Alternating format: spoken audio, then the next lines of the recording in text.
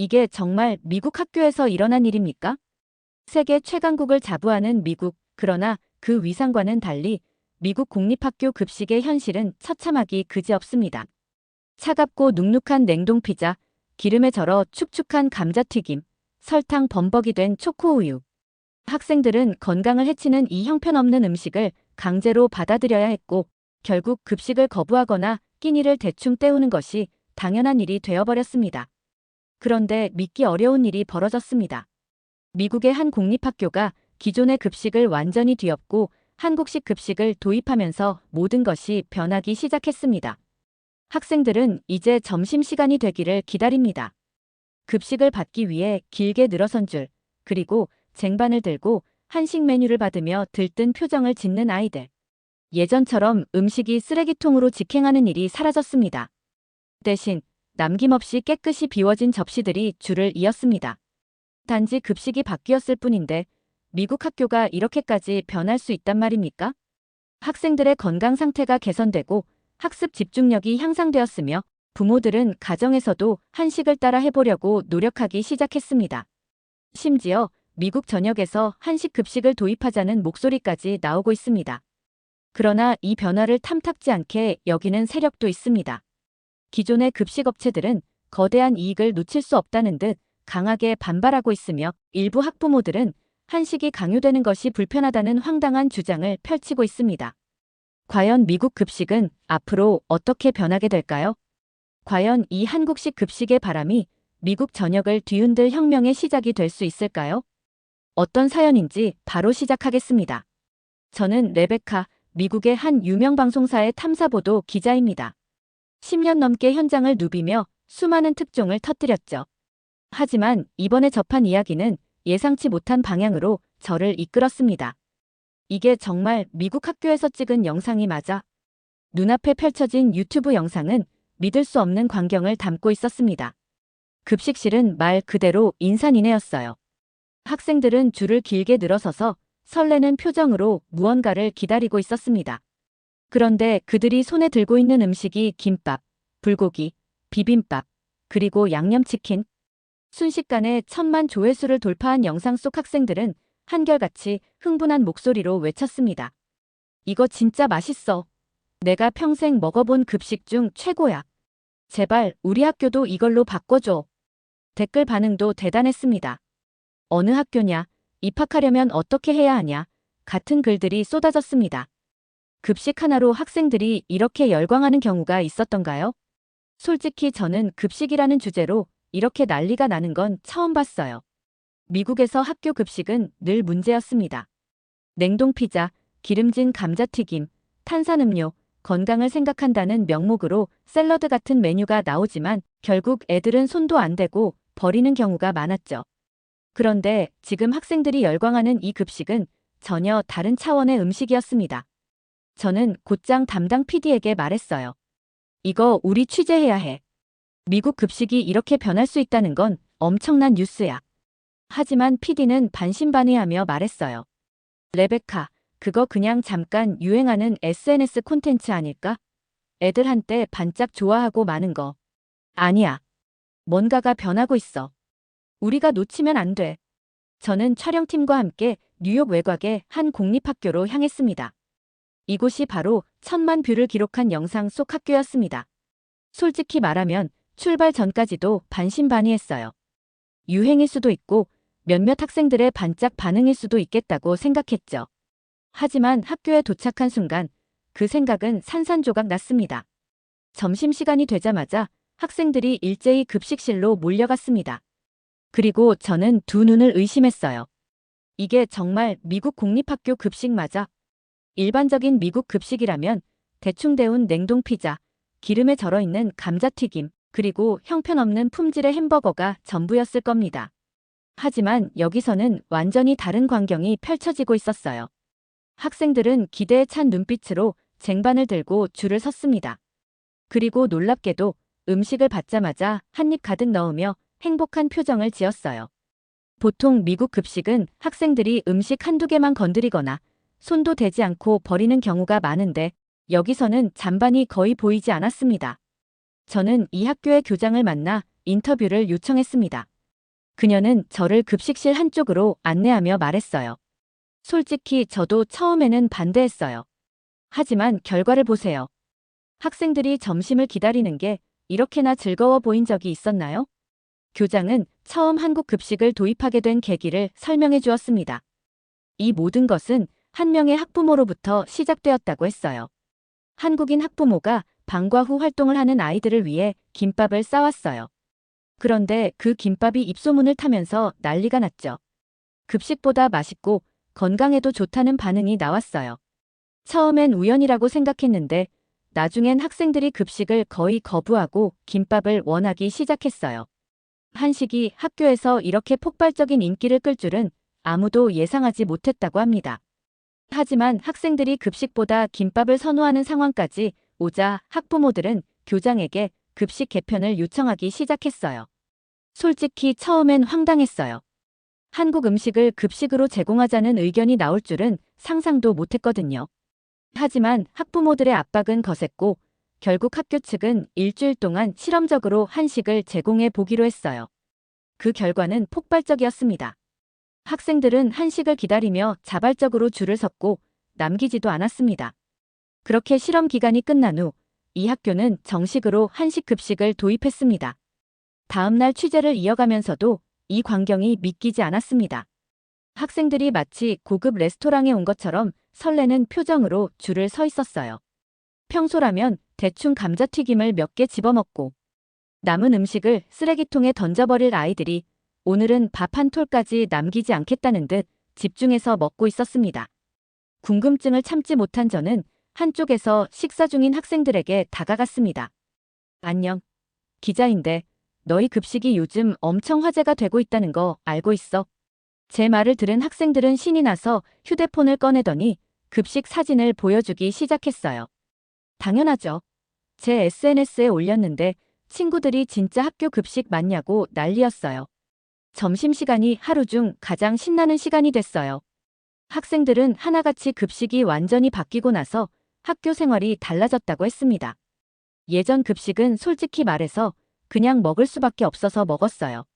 하지만 지금은 급식이 나오기만을 기다려요. 한 남학생이 큰 숟가락으로 밥을 한 입 가득 퍼먹으며 말했습니다. 이거 보세요. 저는 원래 급식 거의 안 먹고 집에 가서 과자 먹었거든요. 근데 요즘은 점심시간 전에 배고파지는 게 처음이에요.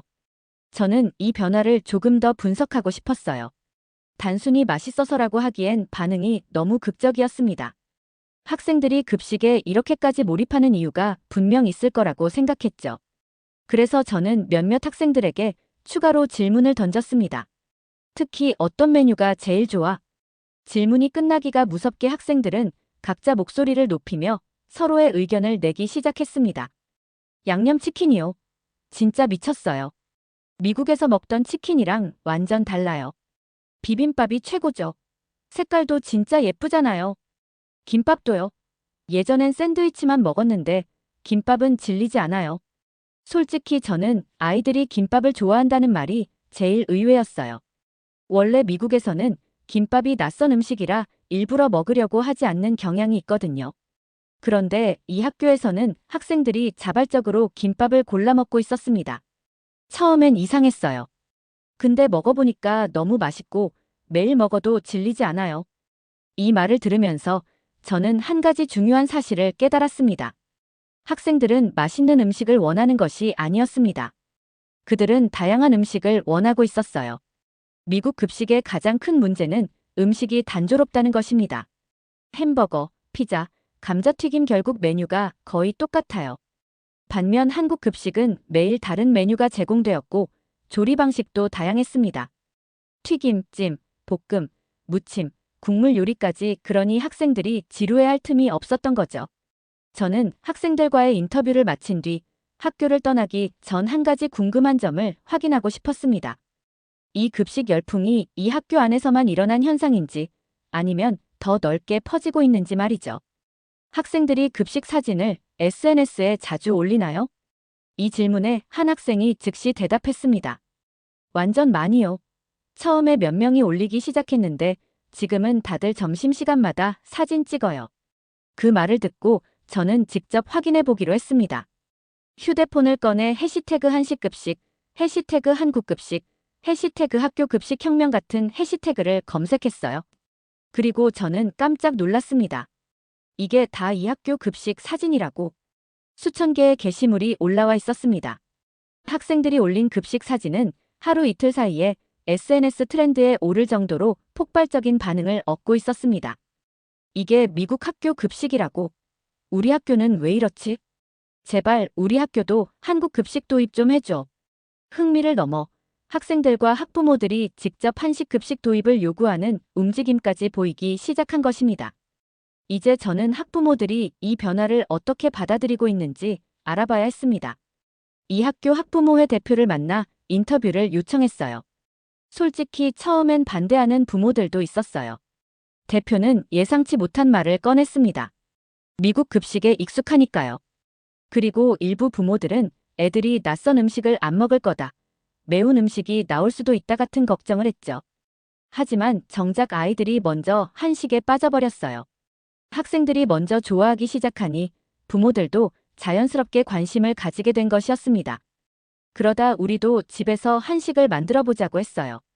유튜브에서 김밥이나 불고기 만드는 법을 찾아보고 따라했죠.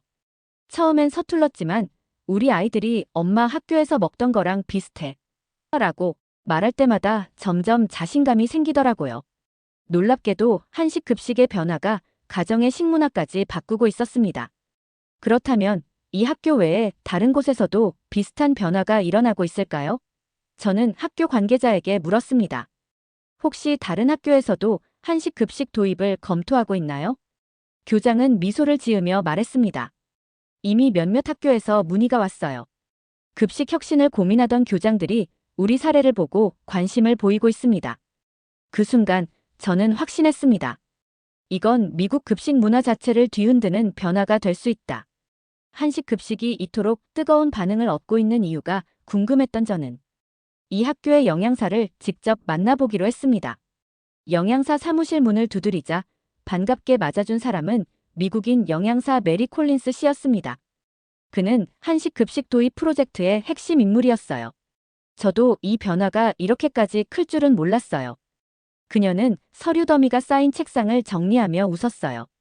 벽에는 한 달치 급식 메뉴표가 붙어 있었는데 놀랍게도 김치찌개, 잡채, 불고기, 닭갈비 같은 한식 메뉴들이 일정에 자리 잡고 있었습니다.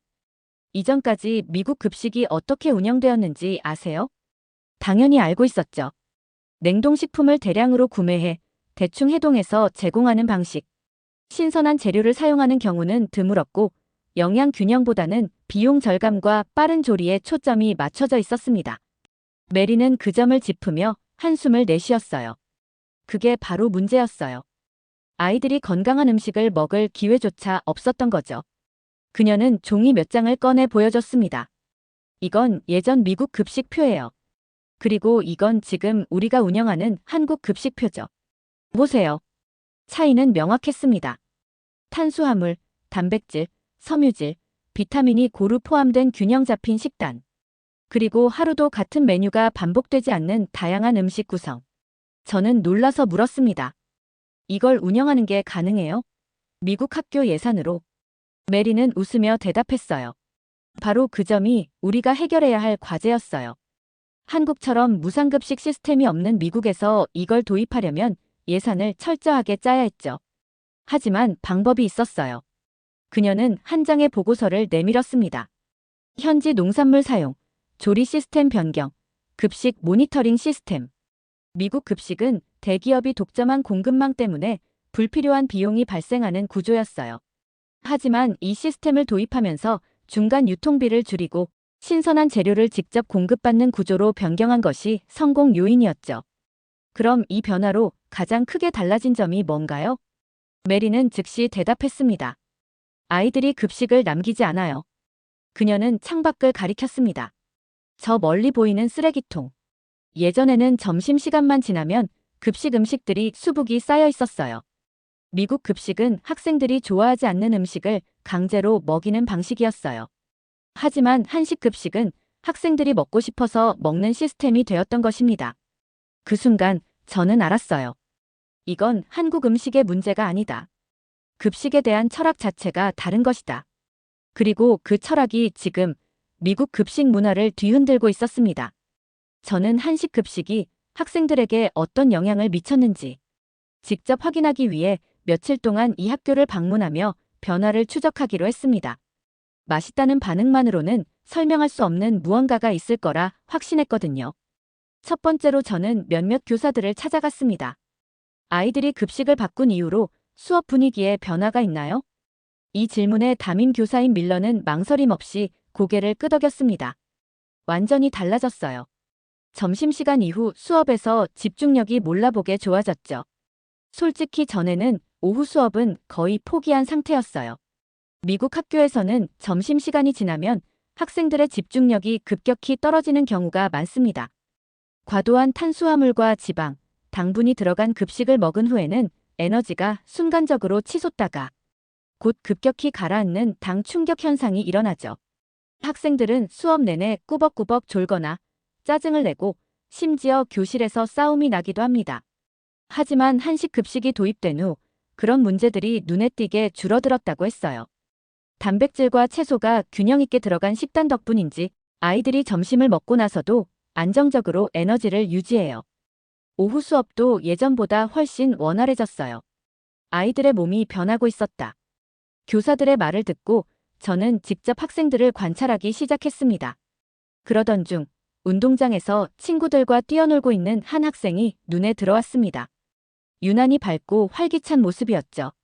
그런데 놀랍게도 몇 달 전까지만 해도 비만 문제로 운동을 꺼리던 아이라고 들었습니다.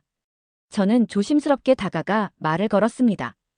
혹시 급식 바뀐 이후로 몸 상태가 달라진 걸 느낀 적 있어? 그 학생은 숨을 고르며 대답했습니다. 예전에는 점심 먹고 나면 졸리고 움직이기 싫었는데 이제는 몸이 훨씬 가벼워진 느낌이에요. 그 말을 들은 저는 곧장 보건교사를 찾아가 통계를 확인했습니다. 보건교사는 차트를 보여주며 말했습니다. 단 몇 달 만에 학생들의 평균 체중이 감소하고 있어요. 과체중이었던 학생들의 체지방 수치도 눈에 띄게 내려가고 있습니다. 이런 변화를 전해 듣고 저는 다시 학부모들과 이야기를 나눴습니다. 흥미로운 사실이 하나 있었어요. 처음부터 한식 급식을 반겼던 학부모들만 있었던 것이 아니었습니다. 솔직히 처음엔 반대했어요. 저는 깜짝 놀랐습니다. 이 말을 한 사람은 바로 학부모회에서 활동하는 로라 씨였어요. 전통적인 미국식 급식에 익숙했으니까요. 한식이 우리 아이들이 좋아할 거라는 확신이 없었어요. 그녀는 처음에는 급식 개편을 반대하는 입장이었지만 아이들의 반응이 바뀌는 것을 보고 마음을 열었다고 했습니다. 어느 날 아이가 집에 오더니 엄마 학교에서 먹은 김치볶음밥이 너무 맛있었어. 라고 하더라고요. 충격이었죠. 제 아이가 매운 음식은 절대 못 먹는 줄 알았거든요. 이제 저는 마지막 질문을 던져야 했습니다. 미국 전역으로 이 시스템이 확산될 가능성이 있을까요? 그녀는 잠시 생각하더니 조심스럽게 말했습니다. 가능하다고 생각해요. 하지만 아직 넘어야 할 장벽이 많아요. 현재 미국 급식 시장은 몇몇 거대 기업이 독점하고 있습니다. 기존 방식대로 저렴한 냉동식품을 공급하는 게 그들에게는 훨씬 이득이죠. 게다가 한국처럼 무상급식 시스템을 갖추려면 정부 차원의 적극적인 지원이 필요합니다. 하지만 현재 미국에서는 급식보다는 예산 절감이 우선시되는 경향이 강해요.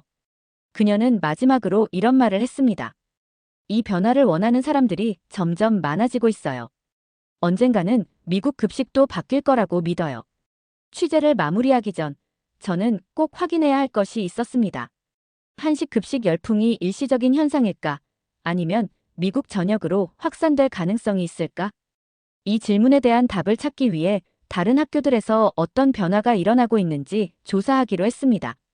놀랍게도 한식 급식의 인기가 한 학교에서 끝나지 않고 점점 더 퍼지고 있었습니다. 제가 뉴욕시 교육청 관계자와 인터뷰를 진행하던 중 그는 뜻밖의 사실을 털어놓았습니다. 이런 요청이 들어온 건 처음이에요. 보통 급식에 대한 불만은 많지만 특정한 시스템을 도입해달라는 요구가 이렇게 강하게 나온 적은 없었거든요. 그는 고민에 빠진 듯 말했습니다. 현재 미국 급식 시스템은 정해진 업체와의 계약 구조 때문에 쉽게 바꿀 수 없습니다. 하지만 이번 일로 인해 교육청 내부에서도 변화가 필요하다는 목소리가 커지고 있어요. 실제로 몇몇 학교에서는 실험적으로 한식 급식 도입 파일럿 프로그램을 추진하기로 결정했다고 했습니다. 우선 일부 학교에서 테스트를 해보고 아이들의 반응을 평가한 뒤 점진적으로 확대할 가능성이 있습니다. 이건 분명 커다란 변화의 시작이었습니다. 하지만 변화가 진행되는 만큼 반대하는 목소리도 존재했습니다. 특히 기존 급식 업체들과 보수적인 학부모들의 반발이 점점 거세지고 있었어요. 한 대형 급식업체 관계자는 인터뷰에서 불만을 터뜨렸습니다. 한국 급식이 좋다는 건 알겠어요. 하지만 우리 시스템에서 갑자기 이런 방식을 도입하는 건 불가능합니다. 예산 문제도 있고 조리 인력도 부족해요. 그리고 모든 학생이 한식을 좋아하는 것도 아닙니다. 기존 급식 시스템을 유지하려는 세력들은 여전히 강력한 영향력을 가지고 있었습니다. 급식 시장은 몇몇 거대 기업들이 독점하고 있기 때문에 그들이 기존 방식에서 벗어나려 하지 않는다면 변화는 쉽지 않을 것입니다. 또한 일부 학부모들은 한식이 강제되는 것이 불편하다는 의견을 내기도 했어요. 다양성을 존중해야지 모든 학교가 한식을 따라야 하는 건 아니지 않나요? 우리 아이는 여전히 햄버거랑 피자가 더 좋은데 선택권이 사라지는 게 걱정돼요. 그들의 우려도 일리가 있었습니다. 미국은 다양한 문화와 입맛을 가진 나라니까요. 하지만 대부분의 학부모들은 한식 급식을 선택지 중 하나로 추가하는 것에 찬성하는 분위기였습니다. 저는 마지막으로 한식 급식을 추진했던 학부모 대표를 다시 만나 의견을 들었습니다. 그녀는 확신에 찬 목소리로 말했습니다. 우리가 원하는 건 모두가 한식만 먹어야 한다는 게 아니에요. 하지만 건강한 급식이 필요한 건 사실이죠. 우리가 이런 변화를 요구하지 않으면 아이들은 앞으로도 계속 차갑고 영양가 없는 냉동 피자를 먹어야 할 겁니다. 그녀의 말에서 저는 한식 급식의 진짜 의미를 깨달았습니다. 학생들에게 더 좋은 음식을 선택할 기회를 주는 것, 그것이 진정한 목표였습니다. 이제 미국 급식이 앞으로 어떻게 바뀔지는 아직 모릅니다. 하지만 저는 분명히 말할 수 있어요. 한식 급식은 단순한 유행이 아닙니다. 이것은 급식의 미래입니다. 이 취재를 통해 많은 걸 배우고 느꼈습니다. 그리고 저는 앞으로도 이 변화가 어디까지 퍼져나갈지 계속 지켜볼 것입니다. 두 번째 사연 시작합니다. 한국은 정말 믿을 수 없는 나라예요. 자유롭고 안전하며 무엇보다도 사람 중심의 배려가 있는 나라였습니다. 저는 한국에서 자유와 환대가 여행에서 얼마나 중요한지를 깨달았어요. 라고 말하는 스웨덴 여대생이 있습니다. 대체 무슨 사연인지 오늘 사연 바로 시작하겠습니다. 안녕하세요. 저는 스웨덴에서 대학을 다니는 22살의 학생 아말리아예요. 전공은 아시아학이고 평소에 아시아 문화와 경제 발전에 관심이 많아서 여름 방학 때 중국과 한국을 다녀왔습니다. 사실 두 나라를 모두 여행할 계획을 세우게 된 건 학교팀 프로젝트 때문이었어요. 팀원 중 몇 명이 중국을 꼭 가보고 싶다고 강력하게 주장했고 저는 처음엔 살짝 망설였어요. 솔직히 중국에 대해 큰 호감은 없었거든요. 뉴스를 통해 보는 중국은 늘 정치적이고 통제된 이미지가 강했습니다. 하지만 한 팀원이 이렇게 말했어요. 중국은 세계 2위의 경제대국이고 최근엔 기술과 문화가 엄청난 발전을 이루었어. 상하이의 스카이라인을 보면 뉴욕 못지않아. 그 말에 살짝 설득되었어요. 경제대국의 화려함과 디즈니랜드 같은 재미있는 명소들을 직접 경험해보면 새로운 관점이 생길지도 모르겠다고 생각했죠. 무엇보다 팀원이 강조한 디즈니랜드라는 단어에 마음이 살짝 기울었어요. 그리고 또 하나의 이유는 스웨덴에서는 한국이 더 익숙한 나라라는 거였어요. BTS, 한류 드라마, 그리고 K-푸드 같은 것들이 이미 스웨덴에서도 유명했으니까요. 저는 한국은 이미 많이 알고 있으니 차라리 중국에서 색다른 걸 느껴보자라는 마음이 생겼습니다. 하지만 현실적인 문제가 있었어요. 비자라는 복병이었죠. 중국 비자를 발급받으려면 꽤 번거로운 절차를 거쳐야 했습니다. 여권 사본, 여행 일정, 숙소 예약 확인서까지 제출해야 한다는 얘기를 듣고 약간 스트레스가 밀려왔어요. 한국은 비자 없이 갈 수 있다는 얘기를 들었을 때 순간적으로 한국만 갈까 싶었지만 이미 팀 프로젝트가 결정된 상황에서 혼자 방향을 바꿀 순 없었어요. 비자 신청서를 작성하는 데만 몇 시간을 쏟아야 했어요. 이렇게 복잡하게 해야 하나? 그냥 관광 좀 하려는 건데. 짜증도 조금 났지만 어쨌든 발급을 받았습니다.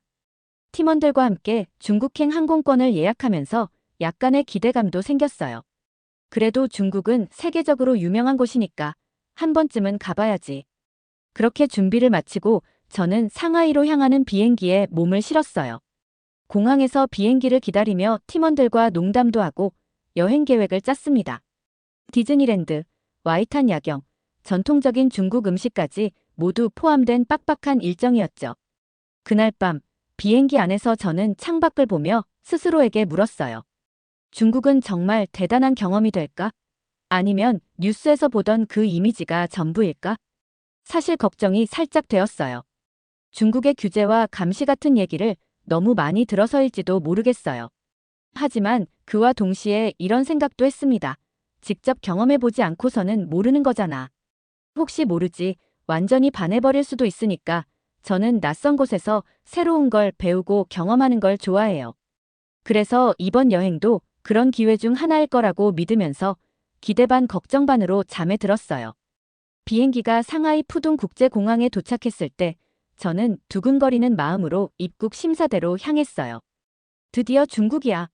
라는 생각에 설렘도 있었죠. 하지만 현실은 조금 달랐습니다. 입국 심사줄이 끝이 보이지 않을 만큼 길었어요. 저와 팀원들은 거의 2시간을 서 있었고 심사대에 도착했을 때도 모든 게 느리게 진행됐어요. 중국어로 무언가 물어보는 심사관의 말에 저는 그저 여권을 건네며 어색하게 웃을 수밖에 없었어요. 심사관은 제 서류를 꼼꼼히 확인하더니 다음이라는 손짓을 했고 저는 간신히 통과했죠. 그런데 팀원 중 한 명은 비자 사진 문제로 심사가 길어졌고 우리는 공항에서 더 기다려야 했습니다. 공항 밖으로 나왔을 땐 이미 오후가 되어 있었어요. 첫날 일정은 와이탄 야경을 보며 사진 찍는 것이었는데 지하철을 타기 위해 매표소에 갔더니 모든 게 복잡했어요. 엄청난 인파의 사람들로 붐비는 상황에서 제대로 된 방향을 찾는 건 쉽지 않았습니다. 스웨덴의 잘 정돈된 지하철 시스템과는 너무 달랐어요. 겨우 지하철을 타고 와이탄에 도착했을 땐 이미 지쳐 있었어요. 그런데도 와이탄의 스카이라인은 정말 멋졌습니다. 수많은 건물이 화려하게 불을 밝히고 있었고 친구들과 사진을 찍으면서 피곤함을 잠시 잊었죠. 하지만 바로 그 순간 예상치 못한 일이 생겼어요. 와이탄의 아름다운 야경을 배경으로 친구들과 사진을 찍고 있을 때 갑자기 뒤에서 낯선 남성이 우리를 향해 다가왔어요. 그는 우리를 흘끗 보더니 대뜸 사진을 찍는 이유를 물었어요. 처음엔 관광객인 우리가 단순히 질문을 받는다고 생각했지만 그가 경찰 신분증을 꺼내는 순간 상황이 달라졌어요. 군사시설 근처는 촬영 금지입니다. 그가 단호한 표정으로 카메라를 확인하려고 했을 때 제 손은 땀으로 젖어 있었어요. 우리는 촬영한 사진들을 보여주었고 한 장의 사진에 문제가 있다는 이유로 10분 동안 설명해야 했어요. 그 짧은 순간 제 머릿속엔 내가 잘못한 걸까? 여기선 무엇이 문제일까? 라는 질문이 떠올랐습니다. 경찰은 결국 사진 몇 장을 삭제하라는 지시만 하고 떠났지만 저는 그 후로 더는 사진을 찍고 싶은 마음이 들지 않았어요.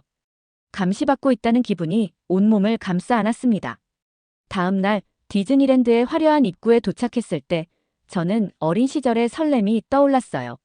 하지만 긴 줄을 보는 순간 그 설렘은 한꺼번에 식어버렸습니다. 1시간 반을 기다린 끝에 입장했지만 놀이기구마다 대기 시간이 적어도 2시간 이상이었어요. 이건 마치 놀이공원이 아니라 기다림의 연속인 것 같아라는 생각이 머릿속을 스쳤습니다. 놀이기구를 기다리는 동안 주변에서 들려오는 소음과 밀려드는 인파는 저를 점점 더 지치게 했어요. 드디어 놀이기구를 타게 되었을 땐 이미 체력이 바닥났고 그 경험도 제대로 즐기지 못했어요. 특히 점심시간이 되었을 때 음식을 주문하려고 했지만 영어가 전혀 없는 메뉴판과 불친절한 태도에 당황했어요. 음식을 손에 들고 먹으면서도 내가 이렇게까지 기다려서 디즈니랜드를 올 필요가 있었나? 라는 의문이 계속 떠올랐습니다.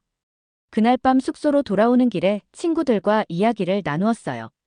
저뿐만 아니라 다른 팀원들도 피곤하고 실망한 표정이었어요. 한 친구는 이렇게 말했어요. 중국은 분명 대단한 나라이긴 한데 너무 많은 사람이 몰려있고 여행하기엔 힘든 것 같아. 저는 그 말에 동의하지 않을 수 없었어요. 상하이는 아름답고 디즈니랜드도 멋졌지만 모든 게 혼잡하고 복잡했어요. 그리고 무엇보다 감시받고 있다는 느낌이 너무나 강하게 들었어요. 이 여행이 정말 나에게 의미 있는 경험이 될 수 있을까? 라는 생각이 머릿속에서 떠나지 않았습니다. 다음 날 일정을 준비하며 저는 살짝 불안했어요. 중국에 온 지 얼마 되지 않았지만 여기에서 느끼는 무거운 분위기가 여행의 설렘을 점점 사라지게 하고 있었어요. 아직 여행은 시작 단계니까 조금 더 기다려보자라고 스스로를 다독이며 잠에 들었어요. 다음 날 아침, 저는 조금 더 가벼운 마음으로 하루를 시작하려 했어요. 어제의 와이탄 사건과 디즈니랜드의 피로는 잊고 오늘은 조금 더 편안하고 즐거운 여행을 해보자고 스스로 다짐했죠. 팀원들과 함께 새로 예약한 투어 프로그램에 참여하기로 했습니다. 목적지는 상하이의 전통적인 골목과 유명한 공원, 그리고 조금 떨어진 유명 관광지였어요. 가이드가 있는 투어라 소통 문제도 없을 거라고 생각했는데 현실은 또 달랐습니다. 가이드는 대부분 중국어로 설명을 했고 영어는 간단한 단어로만 표현했어요. 문화적인 배경이나 역사적인 설명을 이해하고 싶었지만 저는 그저 풍경을 바라보는 수밖에 없었어요. 내가 여기서 뭘 보고 있는 걸까? 라는 생각이 계속 맴돌았어요. 그날의 첫 목적지는 한적한 분위기의 전통 골목이었어요. 저희는 골목을 거닐며 사진도 찍고 작은 가게에서 물건도 구경했어요. 처음에는 꽤 아늑하게 느껴졌어요. 하지만 불편한 시선이 따라다니는 느낌을 지울 수 없었어요. 한참 걷다가 길모퉁이에서 사진을 찍는데 또 다른 경찰이 나타났어요.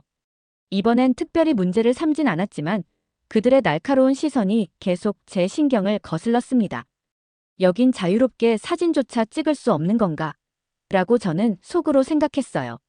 친구들도 저와 같은 기분을 느낀 것 같았어요. 그냥 조용히 걷자라며 사진 찍는 것을 멈추기로 했죠. 다음 목적지는 상하이의 대표적인 공원이었어요. 가이드가 이곳은 지역 주민들이 많이 찾는 곳이라며 추천했는데 공원 자체는 평화로웠어요. 하지만 공원 입구에서 대규모 CCTV 카메라를 보고 저절로 움찔했어요. 어디를 가든 사람들이 보는 것 같다는 느낌이 있었거든요. 그러다 한 가지 일이 벌어졌어요. 한 팀원이 공원 구석에서 특이한 장식을 발견하고 사진을 찍으려다가 공원 관리인에게 제지를 받았어요. 여긴 사진을 찍으면 안 되는 곳이라면서 자세한 설명도 없이 막아섰어요. 왜 안 되는지는 모르겠지만 저희는 그저 고개를 끄덕이며 뒤로 물러났어요. 이 상황이 반복되자 저는 점점 더 불안해졌어요. 스웨덴에서는 어디든 자유롭게 사진을 찍을 수 있었고 사람들이 어떤 행동을 하든 큰 제약을 받는 일이 거의 없었거든요. 하지만 여기선 마치 제가 무언가를 잘못하고 있다는 기분이 들었어요. 저녁에는 팀원들과 함께 대형 쇼핑몰을 방문했습니다. 쇼핑몰은 화려했고 사람들로 북적였지만 입구에서부터 예상치 못한 일이 벌어졌습니다. 모든 방문자는 QR코드를 스캔하셔야 합니다. 입구에 서 있던 경비원이 차가운 표정으로 저를 바라보며 말했습니다. 저는 당황했지만 안내를 따라 QR코드를 스캔했습니다. 그런데 그 다음 요청이 더 이상했습니다. 여권을 제시해주세요. 순간 저는 너무 불쾌했습니다. 단순히 쇼핑을 하러 들어가려는데 왜 제 신분을 확인해야 하는지 이해할 수 없었기 때문입니다. 저는 관광객인데 여권까지 보여줘야 하나요? 하지만 경비원의 표정은 전혀 바뀌지 않았습니다. 그저 당연하다는 듯 제 여권을 확인한 뒤에야 입장이 가능했습니다. 쇼핑몰 안에서도 비슷한 일이 반복되었어요. 화장품 매장에서 제품 사진을 찍으려던 순간 직원이 급히 달려와 사진 촬영을 막았습니다. 순간 움찔하며 카메라를 내렸지만 그들의 표정은 너무나 긴장되어 있었습니다. 숙소로 돌아와 팀원들과 대화를 나누었습니다. 저만 이상하게 느낀 것이 아니었죠. 모든 곳에서 QR코드를 요구하고 행동을 기록하는 것 같아요. 팀원들도 저와 같은 의견을 내놓으며 쇼핑 경험에 대해 한참을 이야기했습니다. 그리고 그때 저는 무언가 깨달았어요. 이 여행은 제가 상상했던 것처럼 가볍고 즐거운 경험이 아니었어요. 여기서의 모든 행동은 감시 아래 있다는 느낌이 저를 너무 불편하게 만들고 있었습니다. 저는 스웨덴에서 자라면서 자유와 개인의 권리를 당연하게 여겨왔어요. 하지만 중국에서의 경험은 저를 다른 세상으로 데려다준 기분이었어요. 이 나라에서 내가 진정으로 자유로울 수 있을까? 라는 질문이 머릿속에 계속 맴돌았어요. 그날 밤 저는 침대에 누워 중국에서의 남은 일정이 조금 걱정되기 시작했습니다. 앞으로 더 많은 곳을 방문해야 했고, 더 많은 규제와 제약을 마주해야 할 것 같았거든요. 중국에서의 남은 일정을 마무리하고 드디어 한국으로 떠나기로 했습니다. 사실 한국에 가는 것은 처음부터 예정되어 있었지만 중국에서 겪은 일들 때문에 더 큰 기대를 하게 되었어요. 공항으로 향하는 길에 팀원들과 대화를 나누었는데 대부분 같은 생각을 하고 있었어요. 중국은 거대한 나라이긴 해야지만 너무 답답했어. 한국은 좀 다를 거라고 생각해. 저도 속으로 고개를 끄덕였어요. 중국에서의 경험은 흥미롭기도 했지만 동시에 너무 무겁고 불편했거든요. 저는 이제 좀 더 가벼운 마음으로 여행을 즐기고 싶었습니다. 서울 인천공항에 도착하자마자 모든 것이 체계적이고 깔끔했어요. 입국 심사대에는 길게 줄을 서는 사람도 거의 없었고 심사관은 친절하게 웃으며 여권을 확인했어요.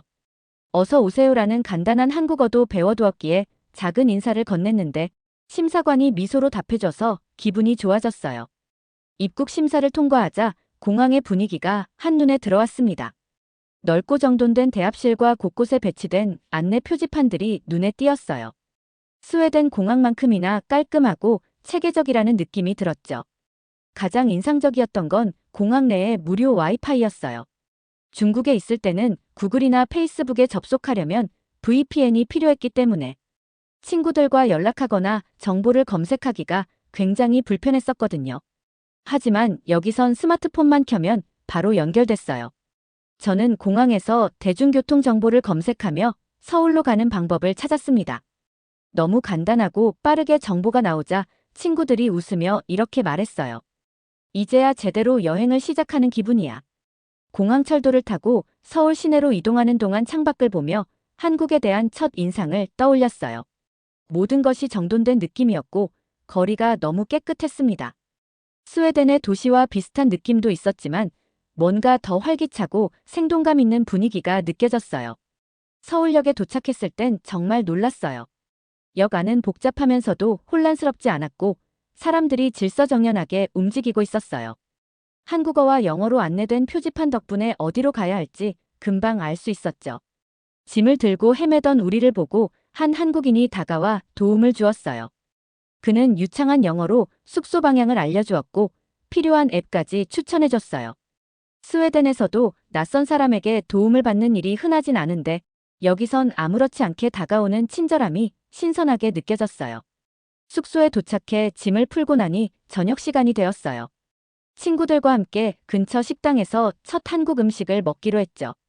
메뉴판을 보고 처음엔 살짝 당황했어요. 한국어로만 적힌 부분도 있었지만 다행히 사진이 함께 있어서 어렵지 않게 주문할 수 있었습니다. 한국식 바비큐를 시켰는데 음식이 나오자마자 모두의 얼굴이 환해졌어요. 바비큐는 정말 맛있었고 반찬이라는 작은 접시들까지 계속 리필해주는 서비스에 감동했어요. 저는 이 작은 것 하나하나에서 한국의 배려를 느꼈습니다. 한 팀원이 이렇게 말했어요. 중국이랑 비교하면 여긴 서비스가 훨씬 더 좋은 것 같아. 저는 고개를 끄덕이며 대답했어요. 이 나라엔 정말 사람들이 신경 써주는 느낌이야. 모든 게 관광객을 환영하는 것 같아. 그날 밤 저는 숙소 창문 너머로 보이는 서울의 야경을 바라보며 오늘 하루를 정리했어요. 중국에서의 답답함과는 완전히 다른 감정이 들었습니다. 저는 이제 이곳에서 어떤 경험을 하게 될지 기대하기 시작했어요. 한국은 이미 첫 인상만으로도 저를 사로잡고 있었거든요.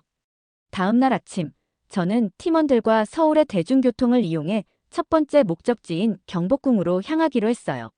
숙소에서 가까운 지하철역까지 걸어가는 동안 우리는 주변 풍경을 살펴봤어요. 거리 곳곳에 놓인 작은 카페와 상점들, 정돈된 도로, 그리고 한눈에 들어오는 깨끗한 도시의 모습이 인상적이었어요. 저희는 지하철에 타자마자 주변 사람들을 살펴보았습니다. 사람들은 각자 스마트폰을 들고 있었지만 그 누구도 소리내어 대화하거나 통화를 하는 모습은 보이지 않았어요. 저는 그 모습에 정말 깜짝 놀랐어요.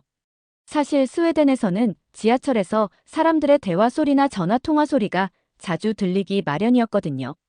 그런데 서울은 너무나도 조용했어요. 우리는 자연스럽게 고요한 분위기에 동화되었어요. 사람들은 서로 가까이 앉아 있긴 했지만 불편하거나 소란스러운 분위기가 전혀 없었어요. 제 옆에 앉은 한 한국인 분이 스마트폰을 꺼내들고 화면을 보고 있었지만 소리 하나 없이 조용히 그것에 집중하고 있었어요. 주변 사람들 또한 마찬가지였어요. 각자의 공간을 침범하지 않으려고 매우 조심스럽게 행동하는 게 보였어요. 우와, 이건 정말 대단하다 속으로 생각했어요. 스웨덴에서도 지하철 내 예의가 중요하긴 하지만 서울에서는 그 예의가 마치 몸에 배인 듯 자연스럽게 흐르고 있었어요. 사람들의 차분함과 조용함은 마치 모든 것이 잘 정리되어 있는 듯한 느낌을 주었습니다. 불과 하루 전에 중국에서 지하철을 탔을 때는 사람들이 거칠게 서로 부딪히며 큰 소리로 통화하는 모습이 흔했거든요. 그런 분위기 속에서는 사람들의 개인 공간이나 타인을 배려하는 모습은 거의 찾아보기 어려웠죠. 그런데 서울은 바로 옆에 있는 나라인데 이렇게나 다를 수 있다는 사실이 정말 신기했어요. 경복궁에 도착했을 땐 맑은 하늘 아래 펼쳐진 전통 건축물이 저희를 반겼어요. 입구에서 한복 대여점이 보였는데 저는 평소 한국 드라마에서 보던 한복을 직접 입어보고 싶어서 팀원들과 함께 한복을 빌려 입고 경복궁 안을 돌아다니기 시작했어요. 사람들이 우리를 보며 환하게 웃어줬고 몇몇은 함께 사진을 찍자고 요청하기도 했어요. 저는 그 순간 정말 이 나라의 전통과 문화를 가까이 느낄 수 있어서 행복했습니다.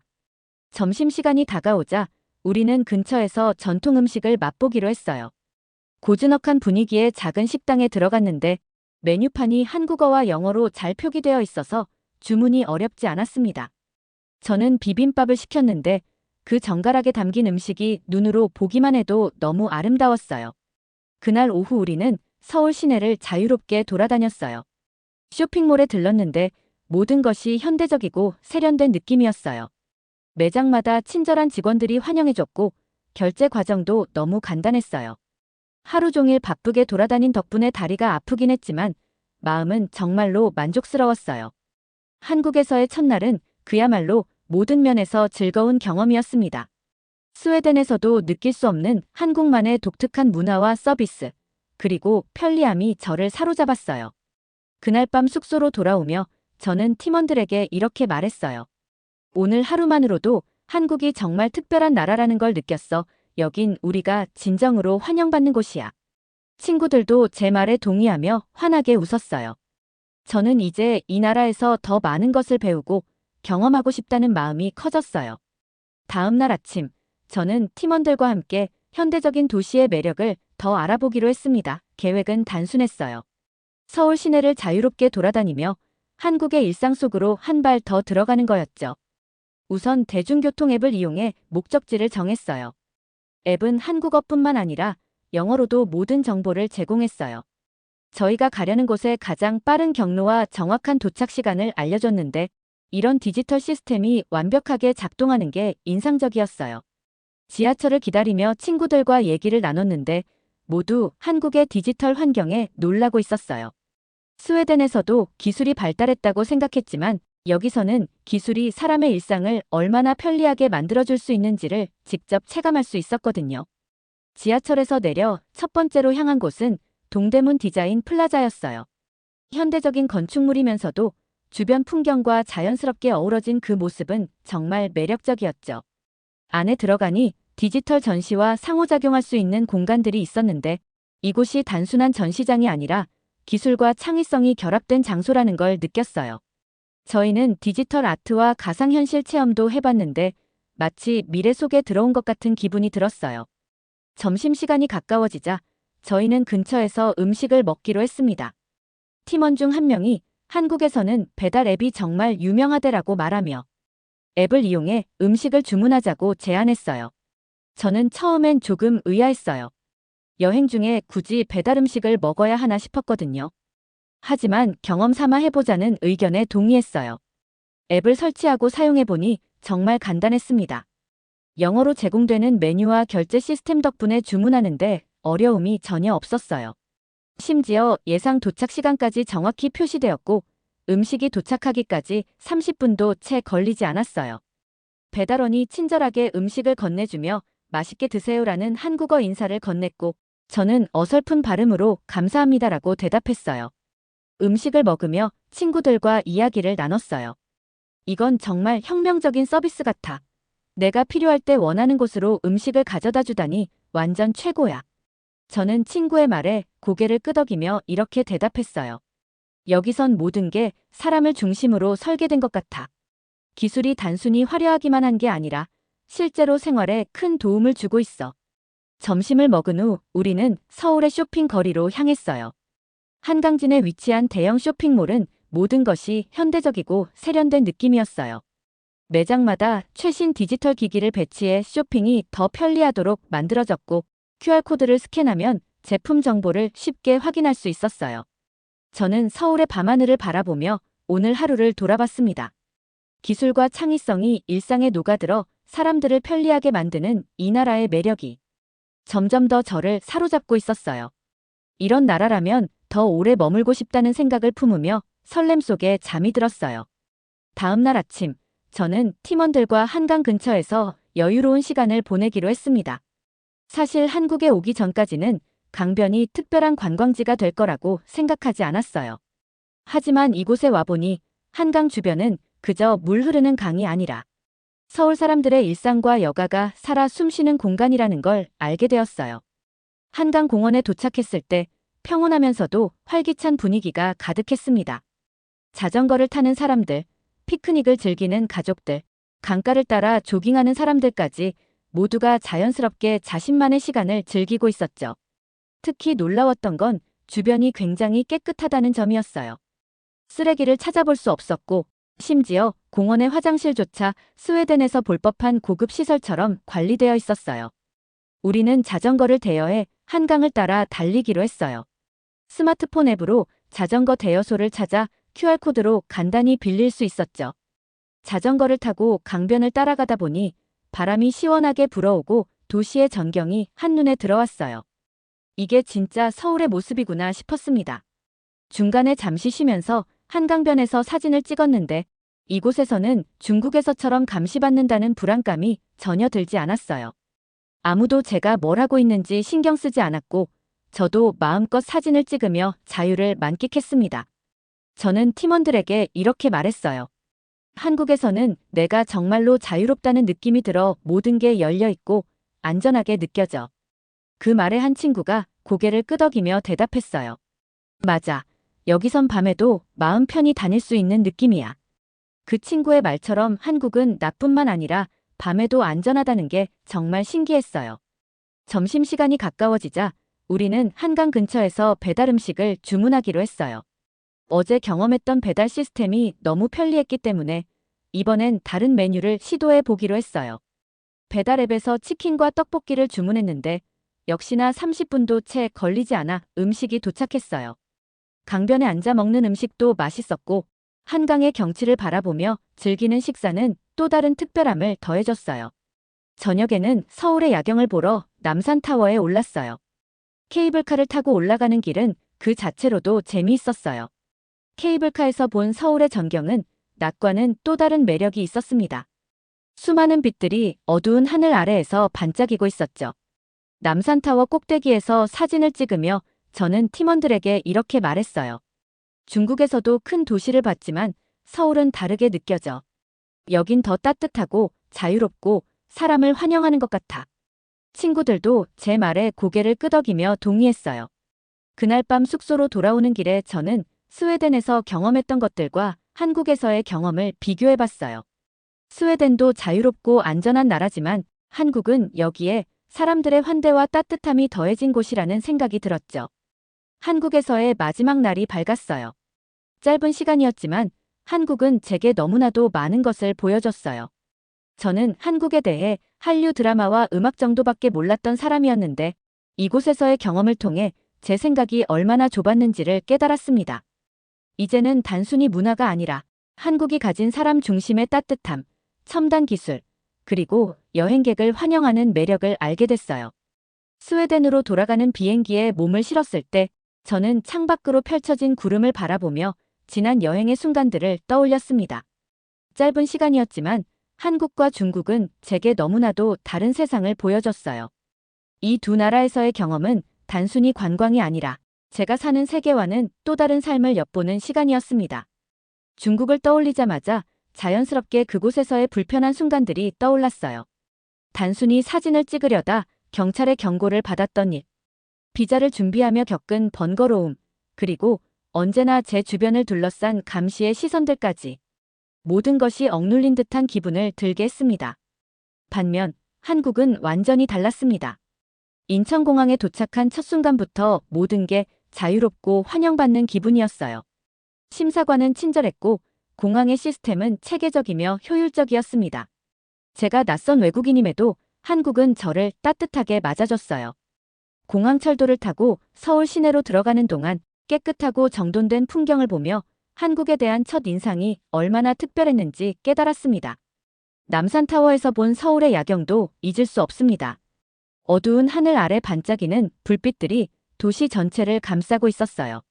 저는 그 풍경을 보며 한국이라는 나라가 단순히 발전된 도시를 넘어 사람들에게 안전함과 평화를 주는 공간이라는 걸 느꼈습니다.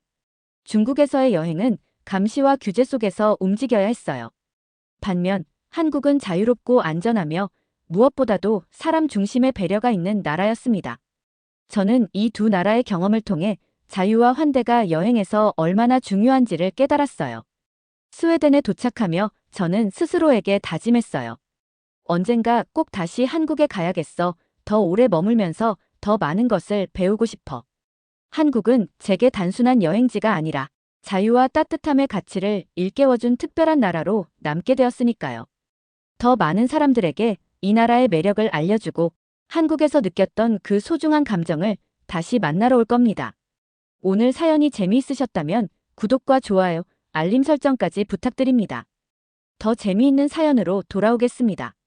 이상 감동탐험이었습니다.